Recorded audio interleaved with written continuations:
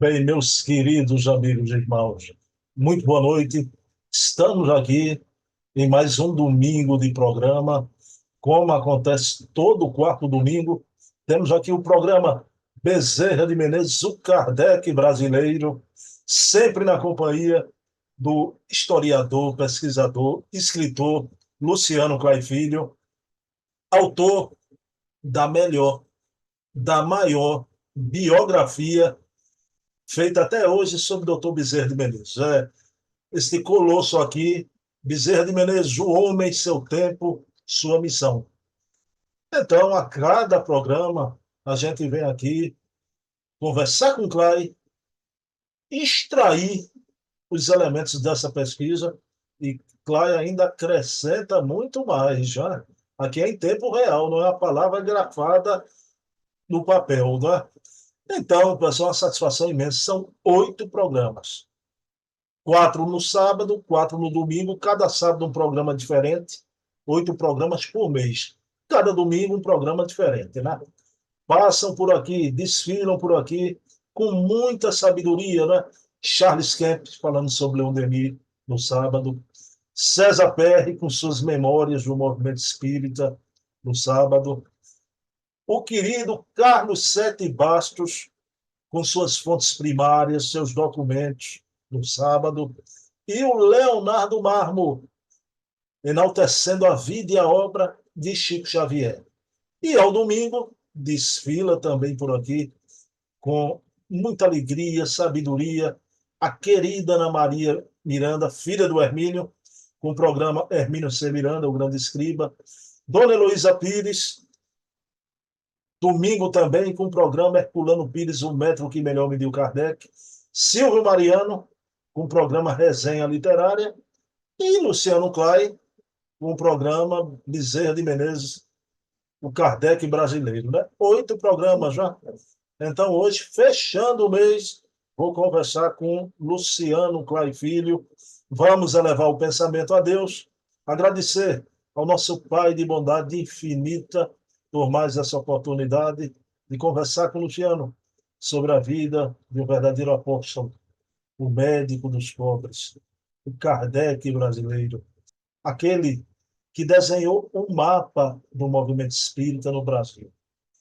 Então, pedindo permissão a Jesus, a quem tudo devemos, iniciamos o nosso programa da noite de hoje. Pessoal, sem mais delongas, deixa eu colocar aqui Luciano Clay Filho. Pronto, meus queridos irmãos, já estamos aqui com Luciano Clay, meu querido amigo aí do Ceará, terra da Pajuçara. Luciano, meu amigo, tudo bom? Como é que você está?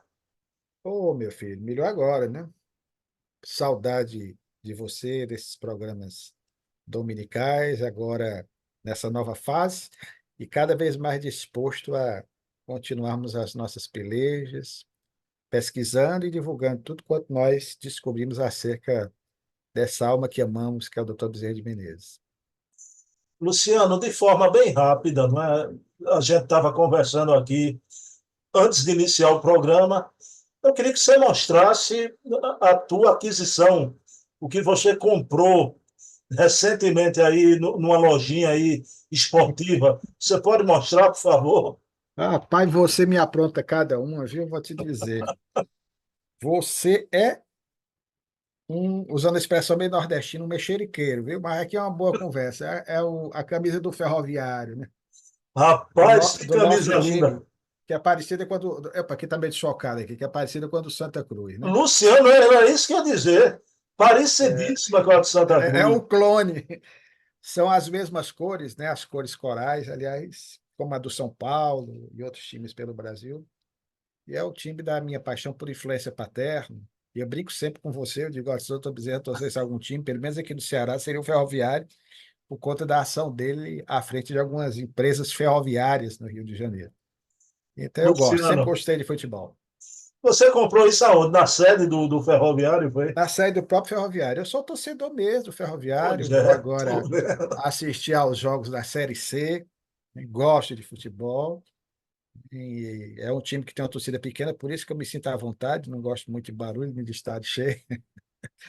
Mas é o esporte número um dos brasileiros. Eu sempre gostei de futebol. Joguei futebol, por incrível que pareça, aqui, né, quando garoto e na adolescência, e também já na fase adulta, mas apreciando de longe agora, deixando aí para os filhos, né, daqui a pouco para os netos, esse caminho aí futebolístico também. Luciano, antes da gente adentrar a pesquisa sobre Bezerra, quero mandar aqui um abraço à nossa amiga Ana Maria Miranda, filha do Hermínio. Luciano, ela sabendo que eu ia gravar com você nesse fim de semana, né? Ela mandou avisar, não é? Eu estava até esquecido da data exata. Luciano, um ano do seminário do Hermínio que foi ao ar. Mas a gente ganhou aquele presente, seu Valdemar mandou para a Ana, a gente colocou o Hermínio de corpo presente, já está com quase 8.000 visualizações, Luciano.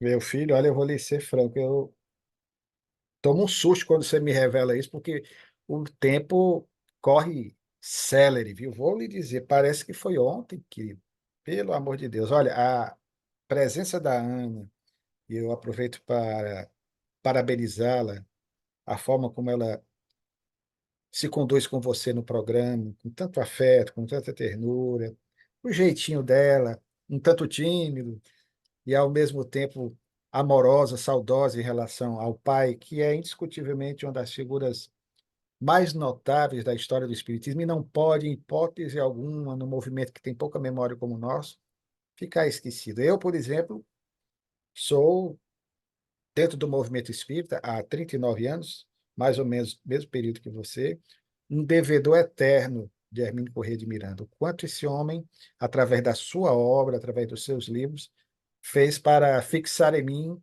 o amor às ideias pela causa que abraçamos. Então, eu fico feliz, assustado, claro, né, com o tempo. De repente, nós já estamos caminhando aí, né, mais à frente, e muito trabalho a fazer. E parabenizar você, querido, por essa inspiração, por essa iniciativa de trazer a Ana Maria, que Deus a ampare, é uma pessoa muito especial. Eu a tenho, porque ela assim também me tem como uma irmã que eu tive a oportunidade de reencontrar na presente jornada. Tive a felicidade de conhecê-la e abraçá-la pessoalmente aqui em Fortaleza, por ocasião de uma vinda dela na divulgação do trabalho do pai. E parabenizar, querido, porque realmente foi um documento raríssimo no movimento espírita, né, que as gerações vindouras vão ter a oportunidade de ver e ouvir Hermínio Miranda. Melrien, tá aí, Melrien. Cumpri a promessa. Você pediu, viu? Divulguei aqui com o Luciano um ano do seminário de Hermínio. Mas, Luciano, vamos lá. Luciano, eu fui semana retrasada fazer uma palestra aqui numa instituição chamada Ladicilas. Ladicilas. E do Ladicilas, ele é dirigido por uma pessoa muito conhecida aqui em Pernambuco, orador espírita, da família Coimbra, uma família tradicionalíssima, o Estevão Coimbra, não é? E no exórdio da palestra, aquela parte introdutória, não é? Ele enalteceu, ele ganhou de presente tua obra, não é? E falou do nosso programa, agora elogiou muito a biografia de Bezerra, não é? Então não podia deixar de trazer a lembrança, essa lembrança de Estevão Coimbra, né? Que já é um fã seu também, viu? De carteirinha. A gente fica feliz, né, Luciano? O pessoal Meu lendo filho, a obra. eu agradeço demais o incentivo, mais como incentivo, porque eu sempre digo, essa expressão eu uso nas respostas que dou quando somos indagados a respeito desse trabalho. O trabalho de historiador é um trabalho de cavaleiro solitário. Poucas são as pessoas, entre as quais eu destaco você, que me deu a mão lá para trás. Agora não, agora é até mais fácil, nosso trabalho se tornou mais conhecido, mas eu tenho uma gratidão profunda por você, querido, por me possibilitar esse espaço. Antes era semanal, agora é uma vez por mês, para que nós pudéssemos continuar divulgando esse trabalho, as pesquisas do doutor Bezerra, que não param. E eu fico feliz, agradeço de coração a lembrança do trabalho, porque nós pretendemos fazer outros trabalhos, estamos descobrindo novas coisas sobre o doutor Bezerra de Menezes, que vamos até, na medida do possível, também aqui saltar algumas dessas novidades antes de serem postas aí num novo trabalho. Então, nós ficamos muito gratos, porque é um trabalho, repetimos, pouco valorizado. Então, nós caminhamos, às vezes, em soledade, pelas trilhas da vida e receber um reconhecimento, não por uma questão pessoal de vaidade, mas lhe confesso que, sinceramente, não temos, mas pelo reconhecimento do esforço, não só nosso, mas de uma equipe de amigos que nos ajudaram na feitura desse trabalho. E o que é mais importante é tornar uma visão mais historiográfica conhecida a vida desse paradigma, dessa referência, dessa alma modelar que é o Dr. Bezerra de Menezes. Bom, Luciano, então vamos hoje ver o Bezerra de Menezes como educador, não é? Uma alma amante da educação, mas antes do doutor Bezerra, a tua pesquisa aponta o amor que o imperador Dom Pedro II nutria pela educação.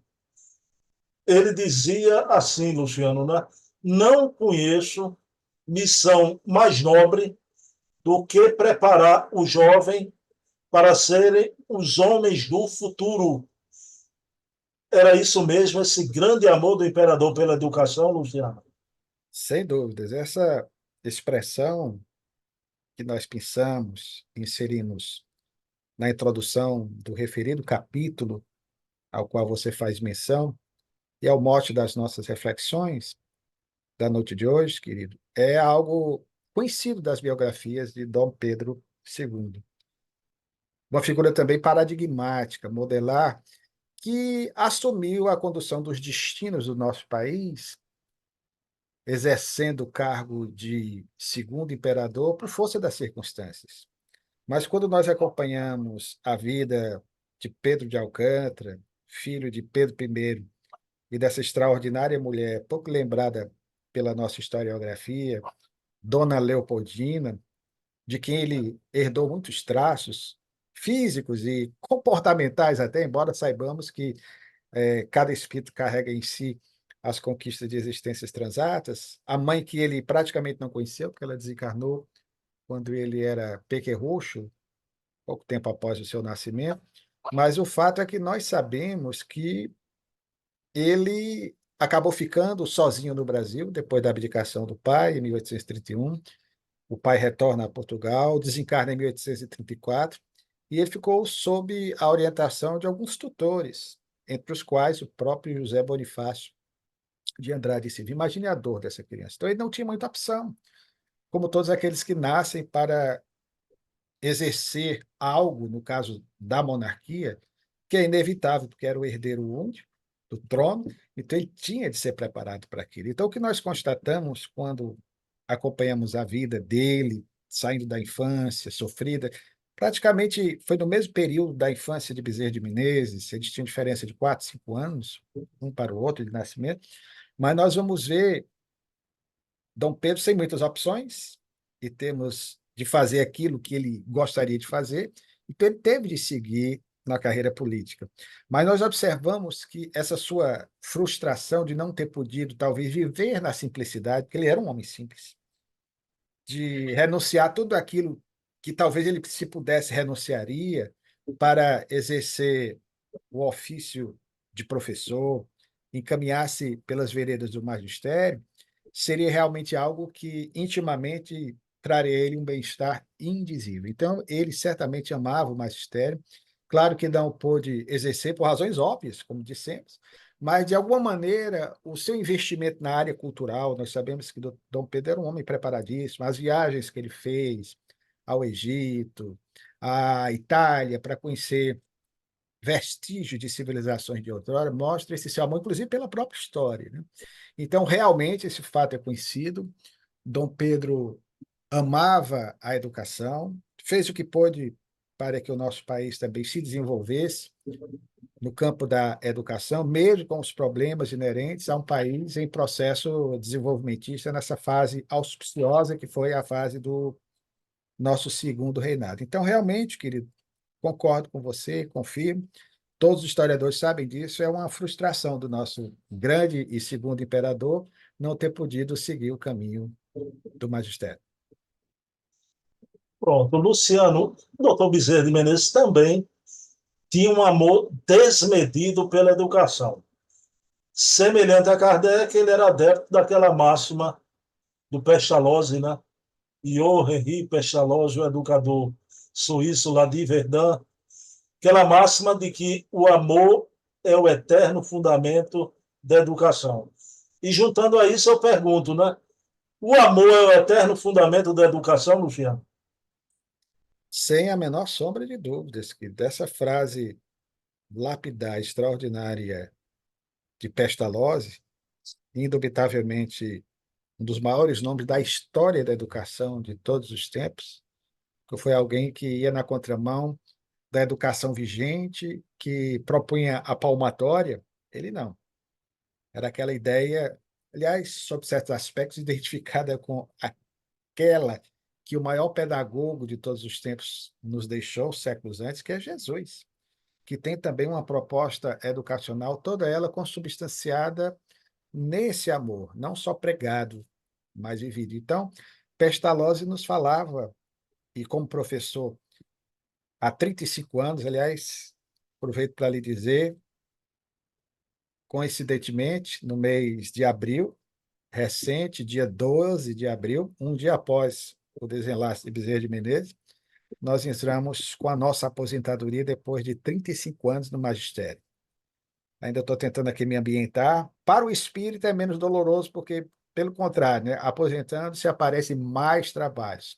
Mas para quem só vivia da educação, lidar com os alunos, com adolescentes, com jovens, com adultos, durante praticamente 4 décadas, né, é algo muito difícil. Eu lhe digo com toda franqueza, querido, que nessa relação com alunos, e muitos nos escutam nessas lives, porque nós encaminhamos o link para alguns dos nossos ex-alunos, são testemunhos de que sempre procuramos pautar as nossas aulas nessa máxima de Pestalozzi, que o doutor Bezerra de Menezes também admirava, e se tivesse se enveredado especificamente pelo caminho do magistério, não deixa de ter sido um grande professor na vida de todos nós, pelo exemplo que ele nos legou, inclusive quando nos diz, através de Chico Xavier, que sem as primeiras letras do amor jamais compreenderíamos o sagrado poema da vida. Veja que lição maravilhosa.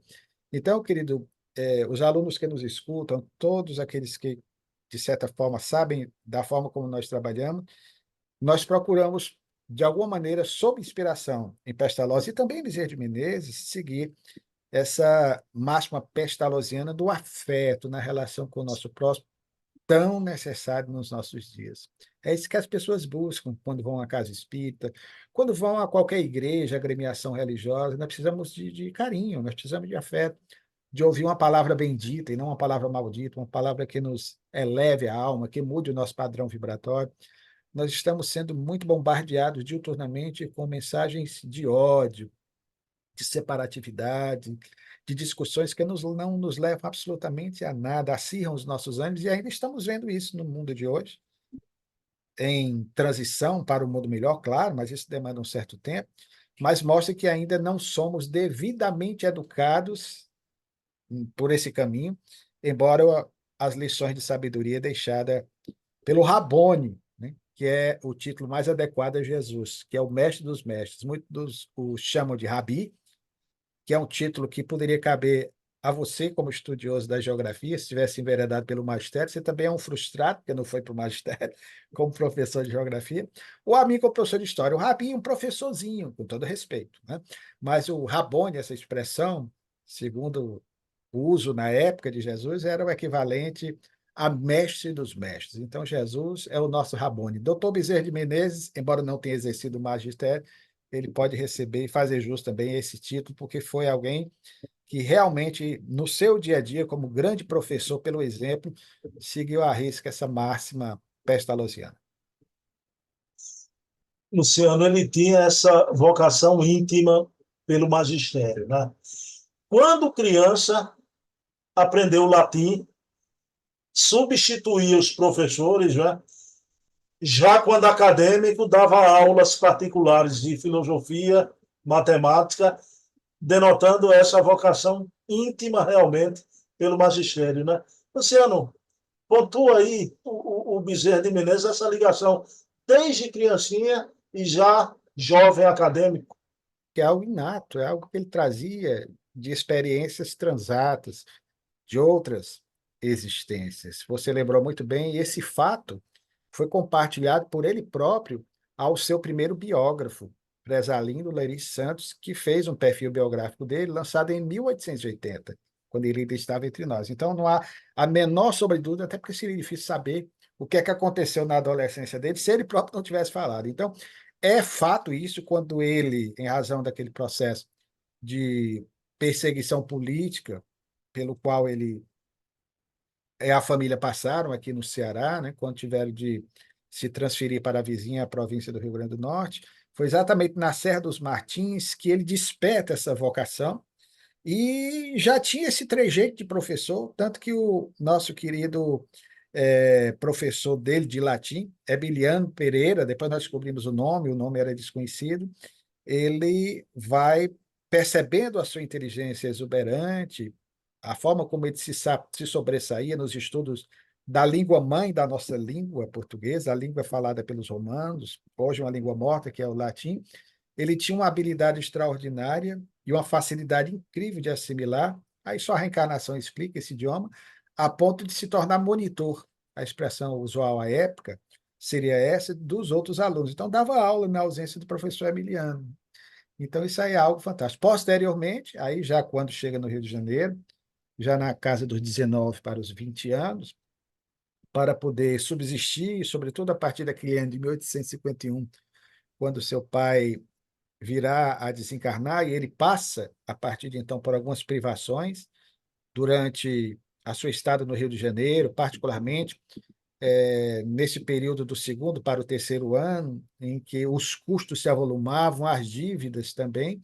E aí tem aquele episódio bastante conhecido de todos nós, e que também é fato, e que posteriormente nós descobrimos a fonte, foi divulgado no Jornal do Brasil, na edição de 14 de abril de 1900.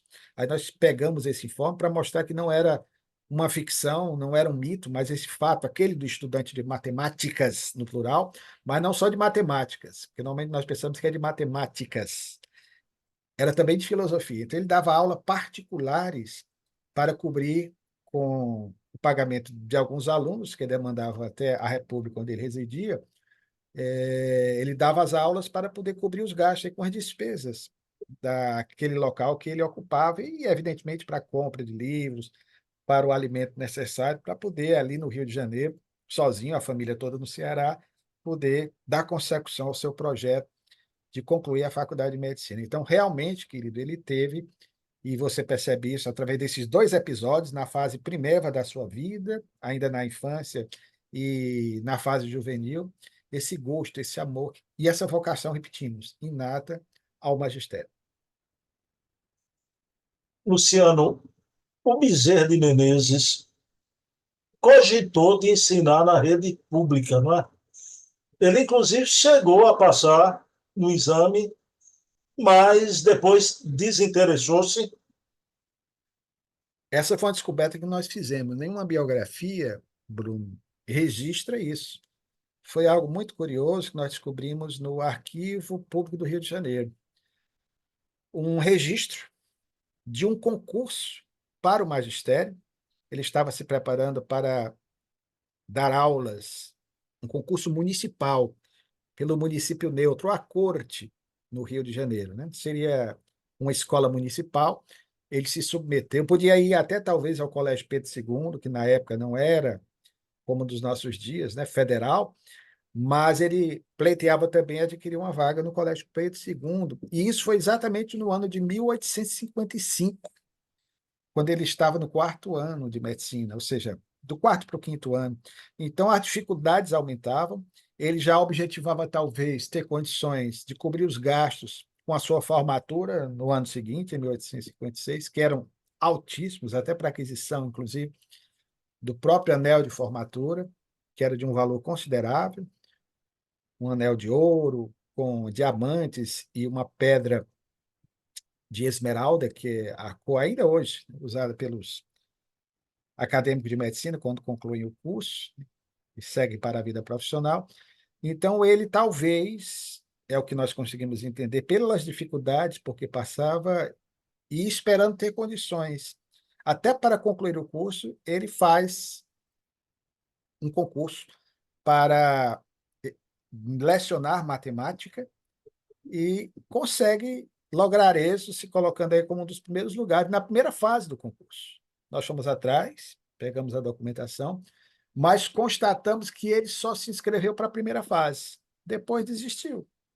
Supomos, o que nos vem à mente é a intuição do historiador, que realmente ele percebe, talvez, e por isso não deu prosseguimento a esse seu projeto, que as dificuldades que ele iria ter em termos de desvio de foco, né? Ele teria que se dedicar ao magistério, e ele optou pela medicina, estava no quinto ano de medicina, né? Em 1855. Então, ele realmente precisava focar os seus estudos, e talvez por isso ele tenha desistido no meio do caminho.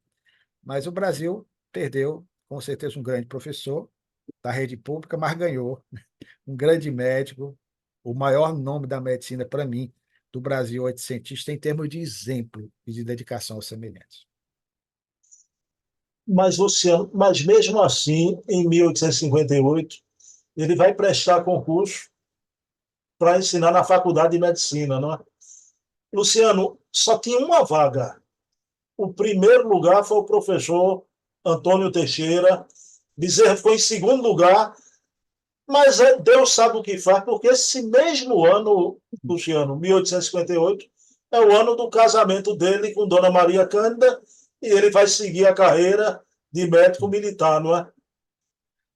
Esse fato é muito interessante, meu amado irmão, porque nós pesquisamos a fundo para tentar entender como é que foi essa seleção.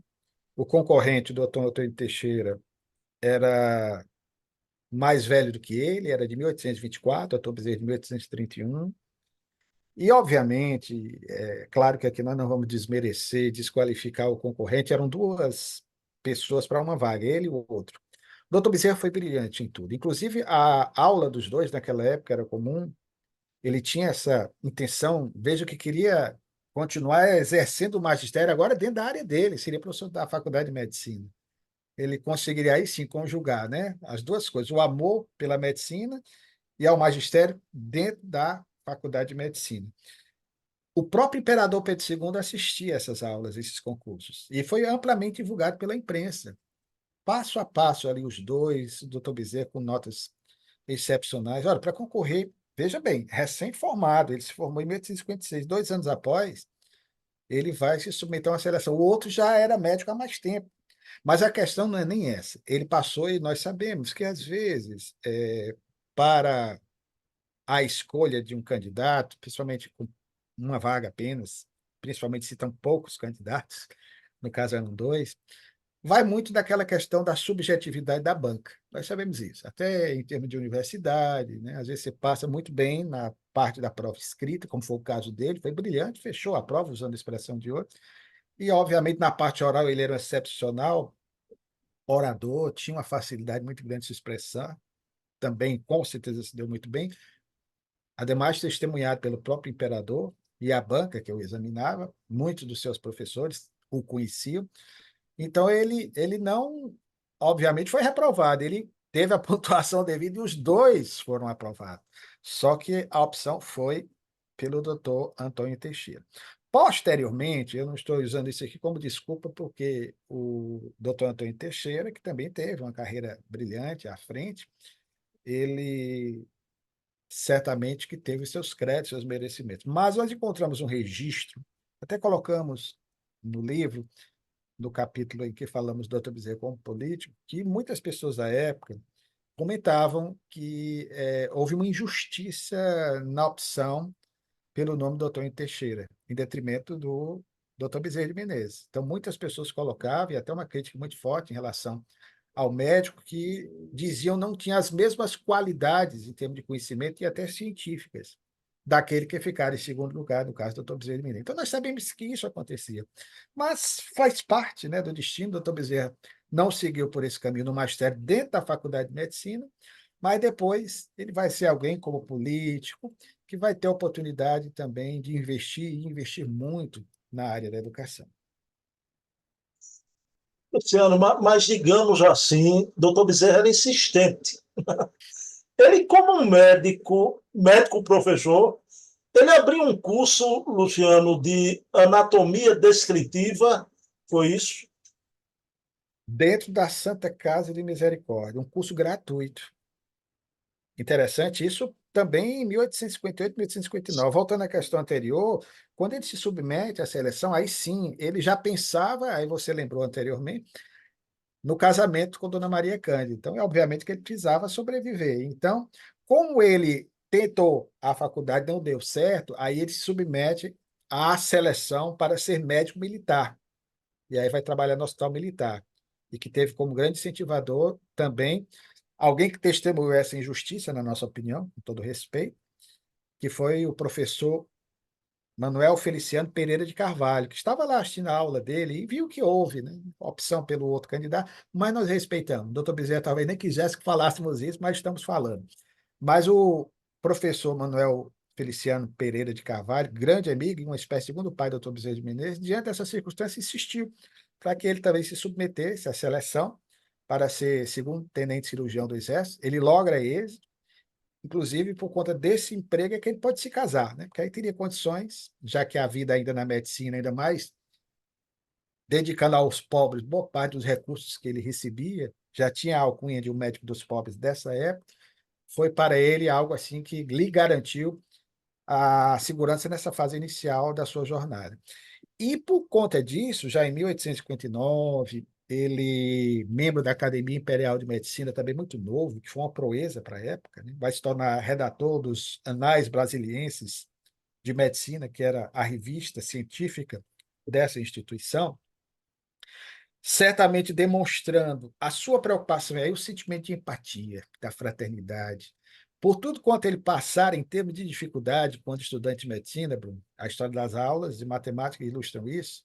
Quase perde o curso de medicina por conta das dívidas, ciente de que muitos dos graduandos, ou mesmo dos acadêmicos iniciantes da Faculdade de Medicina, vindo como ele de outras províncias mais distantes, sem condições, tinham dificuldade, principalmente nessa disciplina de anatomia descritiva. Então, ele abre na Santa Casa de Misericórdia, um espaço lá, um curso com aulas gratuitas para esses alunos que tivessem dificuldade. Olha a grandeza desse educador, né? Então, ele ministrou aulas, realmente, não por muito tempo, porque nós soubemos, pesquisando, que esse curso teve uma duração efêmera, mas só a sua instalação e a sua iniciativa já demonstram realmente a grandeza desse ser. Luciano, a doutrina espírita está repleta de espíritos que se devotaram à educação. Tá?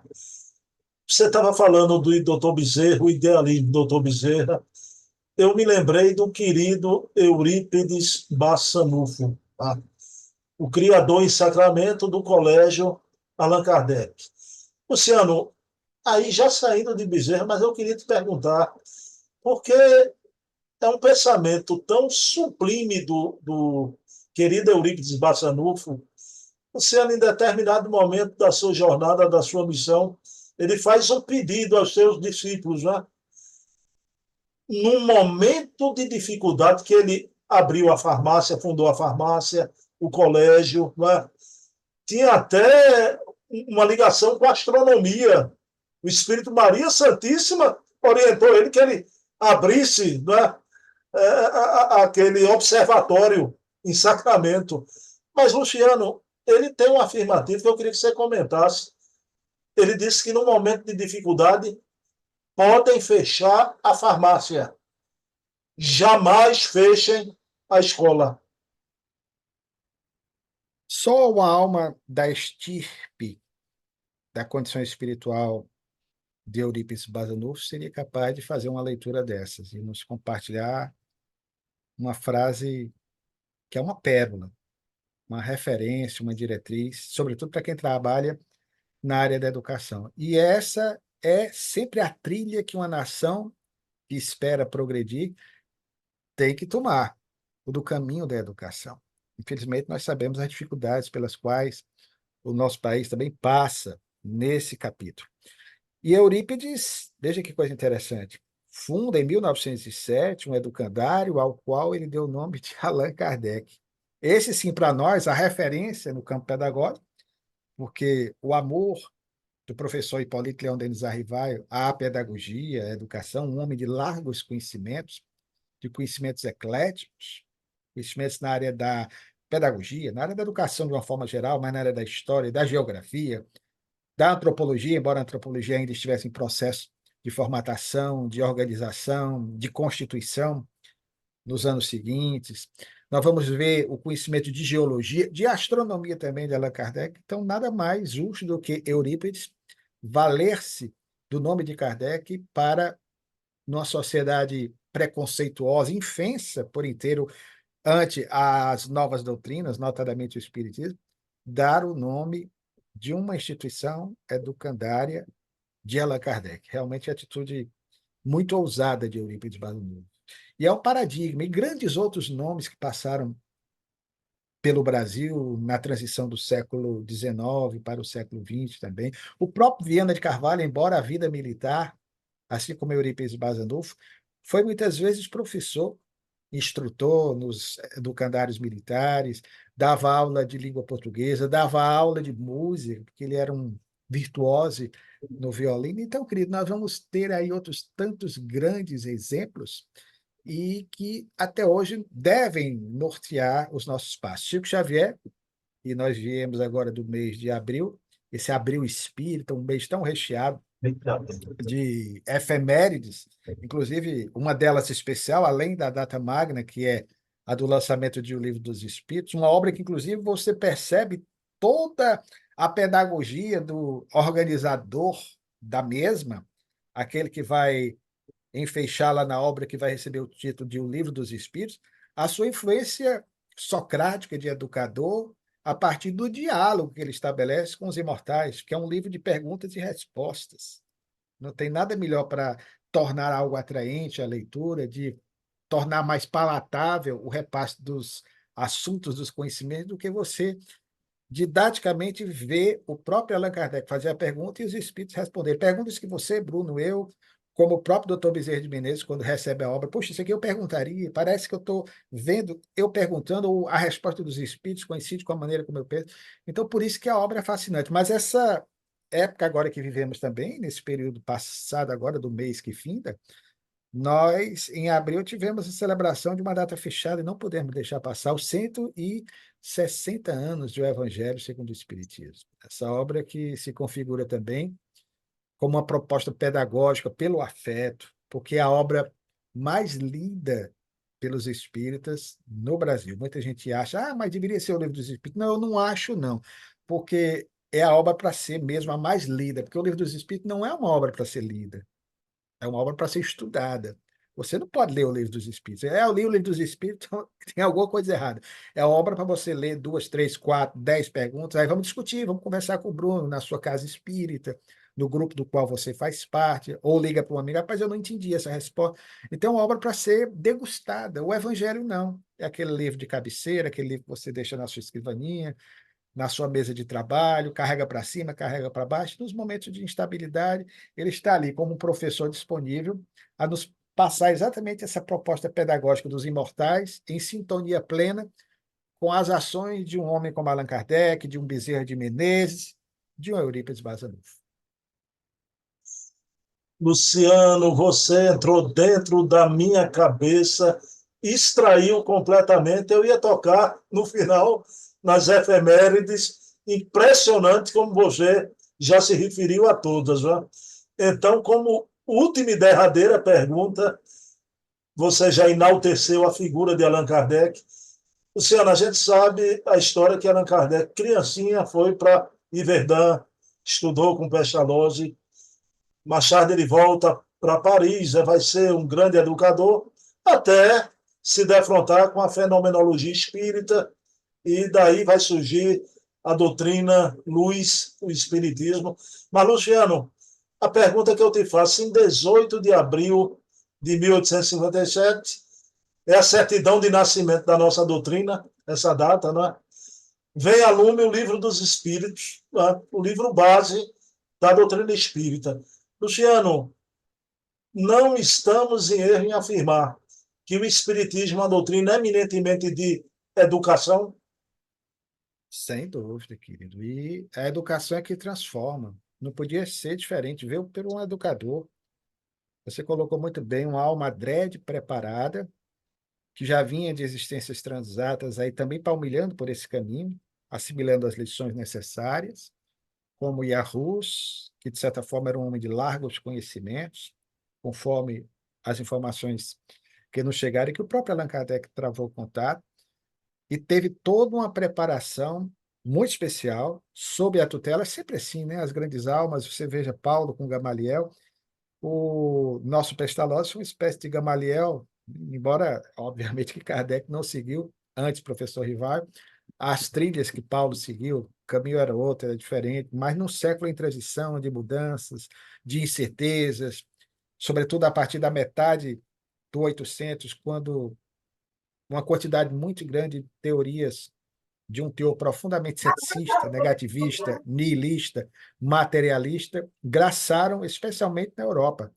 Então, ele veio exatamente com essa proposta educacional, mostrar que, aliás, em todas as respostas que as entidades venerandas nos dão, inclusive quando ele nos fala como é que se reconhece o verdadeiro espírita, pelos esforços permanentes que empreende por vencer as suas más tendências, as suas más inclinações, ou seja, essa proposta de educação, educare ou educere, né, de você tentar trabalhar-se, de você tentar disciplinar-se como ser humano, e por isso a insistência dele, e é sempre uma das respostas e perguntas mais conhecidas do Livro dos Espíritos, talvez a mais conhecida depois da primeira, que é Deus, que é a pergunta de número 919, quando ele relembra Aurélio Agostinhos, que também acabou se tornando um educador, e um educador pelo exemplo, por conta da sua transformação moral. Quem conhece a vida de Aurélio Agostinhos sabe, um dos pais da igreja, no final da Antiguidade, início da Idade Média, no início do movimento da patrística. Nós vamos ver Aurélio Agostinhos, ele que tinha uma vida licenciosa, devassa, de orgias, conforme ele próprio, numa autobiografia intitulada Confissões, publicada, portanto, quando ele estava encarnado, vai dizer, até o momento em que ele, em Milão, na Itália, tem o ensejo de ouvir uma pregação de Santo Ambrósio, né? O bispo daquela localidade, e a partir dali se rende em definitivo ao amor de Jesus e vai se tornar um educador também por excelência dos sentimentos, das nossas emoções. Então, essa ideia de Agostinho responder, lembrando o preceito atribuído a Sócrates, que na verdade era do oráculo de Delfos, o conhece-te a ti mesmo, tinha até uma outra frase que complementava esta, que quase nunca nós lembramos, uma das frases do pórtico principal de Delfos era conhece-te a ti mesmo. No latim, noce et ipsum. Conhece-te a ti mesmo. E a outra frase é que tu serás dos deuses e todo o universo será teu. Uma frase eminentemente educadora, mostrando que o verdadeiro educador é exatamente aquele que segue as trilhas socráticas, a trilha principal de Jesus, do amar a Deus e ao próximo, como a si mesmo, é a dica maior que Jesus nos dá, e é através dessa busca de nós mesmos, desse autoconhecimento, desse reconhecimento das nossas defecções morais, fazendo morrer em nós, lembrando aí outro educador do passado, registrado em Atos dos Apóstolos, a sua trajetória de vida, de transformação, e mais pormenorizadamente complementada no século XX, através do lápis de Chico Xavier, que nos repassa com a sabedoria de Emmanuel, a narrativa da vida do apóstolo dos gentios, Paulo de Tarso, outro exemplo extraordinário de conversão, de educação, de transformação, e é o próprio Paulo que vai nos dizer, quando nos fala a respeito da necessidade de nós trabalharmos as nossas defecções morais, fazendo morrer em nós o homem velho, símbolo do homem egocêntrico, ignorante, egoísta, por excelência, para fazer nascer em nós o símbolo do lídimo, do autêntico, do verdadeiro homem de bem, do homem educado pelas letras do amor, que é o exemplo do homem novo, preconizado nessa emblemática figuração do apóstolo dos gentios. Luciano, encerrando o nosso programa, em maio, mês que vem, no fim de maio, É um mês especial, o mês de nascimento do nosso querido Divaldo, seu amigo Divaldo. Luciano, essa doutrina de educação rendeu frutos e a gente não pode deixar de falar, se falamos em Barçanufo, no Colégio Allan Kardec, o Divaldo, como um grande educador, com a experimentação da mansão do caminho, não é, Luciano? Sem dúvidas, meu filho. 5 de maio, próximo, Divaldo estará completando 97 aninhos. Que exemplo de vida. Educador pelo exemplo. Como dizia o pobrezinho da Úmbria, se as palavras convencem, são os exemplos que arrastam. Lembrando outro grande nome, né? Sempre que ressalta essa questão do exemplo, essa frase atribuída a Albert Schweitzer, Prêmio Nobel da Paz de 1950 para 51, Albert Schweitzer dizia que a educação, que o exemplo não é a melhor forma de se educar, é a única. Então, nós temos também, já que estamos falando disso, o exemplo de Divaldo Franco, que desde 1952 iniciou esse seu projeto educacional, que hoje se constitui a Mansão do Caminho, né, que tivemos a oportunidade de conhecer pessoalmente. Então, é um trabalho aí, quantas crianças, milhares de pessoas que passaram por ali e realmente receberam a genuína, a verdadeira educação, porque é a educação consubstanciada na vivência do amor de um dos mais notáveis seguidores da mensagem de Jesus, na nossa opinião, dos tempos atuais, que temos a oportunidade de conviver e ainda desfrutar da sua companhia, chamado Divaldo Pereira Franco. Bom, quero pedir então ao professor Luciano Klein para fazer a prece final. Professor que se aposenta, né, da atividade do magistério e agora vai se dedicar à causa que abraçou e que ama, né, há praticamente 40 anos. Grato, querido, pela oportunidade, elevando os nossos pensamentos ao Senhor da vida, nós queremos, ao Pai, te agradecer, relembrando o Divaldo no seu poema Gratidão, da autoria de Amélia Rodrigues, por tudo quanto nos deste, por tudo quanto nos dás. E entre tantas dádivas, Senhor, a oportunidade de estarmos na romagem terrena, nesse momento de transição, nessa hora grave por que passa a humanidade, em razão da nossa teimosia e ainda dessa nossa falta de percepção da necessidade urgente de nos educarmos para sermos pessoas melhores. Permite mesmo assim, Senhor, que possamos seguir no nosso desiderato. Ampara nosso irmão Bruno, acolhe-o sempre, mantendo-o sempre também em sintonia com sua mãezinha, que certamente foi a maior referência a ele no campo da educação pelo exemplo, e que ele possa encontrar as energias necessárias para levar adiante, através desse seu projeto, a divulgação da vida de grandes mensageiros do bem, entre os quais o nosso doutor Bezerra de Menezes. Ser conosco, Pai, hoje e sempre. Bem, meus queridos amigos e irmãos, então, encontro marcado, quarto domingo de maio, eu e Luciano novamente aqui, com essas belezas do doutor Bezerra. Quero dedicar esse programa a ti, minha mãe, como o Luciano falou, a maior educadora que eu conheci na vida. Mãinha, te amo, não te esqueço. Meu amigo professor Lulu, um abraço, viu? Tudo de bom. Vamos torcer, viu? Nosso ferroviário aqui, viu? Rapaz, essa camisa é plágio, Luciano. Vocês plagiaram a camisa do Santa Cruz. Imitar o que é bonito, o que é bom, viu? Tá certo, é virtude. É virtude. Te amo, meu irmão. Um abraço, viu? Abração.